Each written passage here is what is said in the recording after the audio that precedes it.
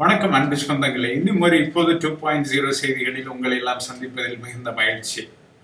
இன்றைக்கு உச்சநீதிமன்றத்தின் தலைமை நீதிபதி தாக்கூர் உச்சநீதிமன்றத்தில் ஏறக்குறைய அழுது புலம்பி இருக்கிறார் என்றுதான் சொல்ல வேண்டும். மத்திய அரசின் வழக்குரைஞரை பார்த்து கடந்த 9 மாதங்களாக நாங்கள் நீதிபதிகளை நியமனம் செய்ய முடியாமல் இருக்கிறது, இப்படிப்பட்ட ஒரு இழுபறி நிலை ஏற்படுவதற்கு, ஒரு நீதி ஸ்தம்பித்து போவதற்கு ஏன் நீங்கள் காரணமாக இருக்கிறீர்கள் என்று மத்திய அரசை நோக்கி கேள்வி எழுப்பி இருக்கிறார். அது மட்டுமல்ல, நீதித்துறையை அழிப்பதற்கு மத்திய அரசு முயற்சி செய்கிறது என்று குற்றம் சாட்டி இருக்கிறார். நரேந்திர மோடியுடைய அரசு பதவியேற்றவுடன் நீதித்துறை நியமனங்களை முழுமையாக தாங்கள் கட்டுப்படுத்த வேண்டும் என்கிற ஆவலில் அவர்கள் நேஷனல் ஜுடிஷியல் அப்பாயின்மெண்ட்ஸ் கமிஷன் என்கிற ஒன்றை உருவாக்கினார்கள். அதற்காக சட்டம் இயற்றினார்கள். ஆனால் ஓராண்டுக்கு முன்பு இதே போன்ற அக்டோபர் மாதத்தில் உச்ச நீதிமன்றம் மிக தெளிவாக சொன்னது, பழைய கொலீஜிய முறையிலேயே தான் நீதிபதிகள் நியமனம் செய்யப்படுவார்கள்.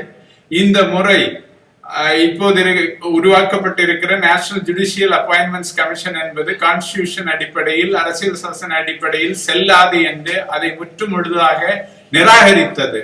இந்த முடிவு எடுத்த பிறகு மத்திய அரசுக்கும் உச்ச நீதிமன்றத்துக்கும் அந்த பனிப்போர் மிக மோசமாக போய்கொண்டிருக்கிறது. இன்றைக்கு தாக்கூர் சொன்னதை மிக உன்னிப்பாக கவனித்து பார்த்தால், கர்நாடக உயர் நீதிமன்றத்தில் பல கோர்ட் ரூம்கள் மூடி கிடக்கின்றன நீதிபதிகள் இல்லாத காரணத்தினால்.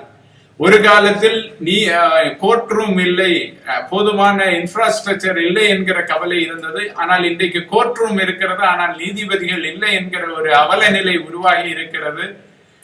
கோடிக்கணக்கான வழக்குகள் தேங்கி கிடக்கின்றன. அது மட்டுமல்ல, அலகாபாத் உயர் நீதிமன்றத்தில் 18 நீதிபதிகளை நியமிப்பதற்கு கொலீஜியம் உத்தரவிட்டு, அதில் அந்த உத்தரவு மத்திய அரசுக்கு அனுப்பப்பட்டு அதில் 8 பேர் நியமிக்கலாம் என்று ஆரம்பத்தில் மத்திய அரசு சொல்லி இருக்கிறது. பிறகு 2 பேர் தான் நியமிக்க முடியும் என்று சொல்லி இதையெல்லாம் உச்ச நீதிமன்ற தலைமை நீதிபதி சுட்டிக்காட்டி வேதனைப்பட்டிருக்கிறார்.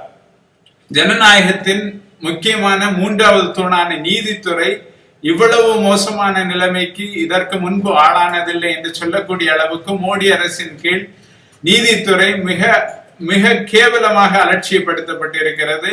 இதற்கு ஒரு நல்ல முடிவை நவம்பர் 11ஆம் தேதிக்குள் எடுக்க வேண்டும் என்று தாக்கூர் சொல்லி இருக்கிறார். அதற்குள்ளாக மோடி அரசு நீதித்துறையை வளைக்க நினைக்காமல் நீதித்துறையின் தனித்துவத்தை, சுதந்திரத்தை நிலைநாட்டக்கூடிய முடிவை எடுக்க வேண்டும் என்பதுதான் நடுநிலையாளர்களுடைய எதிர்பார்ப்பாக இருக்கிறது. இன்னும் ஒரு இப்போது 2.0 செய்திகளில் விரைவில் சந்திப்போம் நண்பர்களே. நன்றி, வணக்கம்.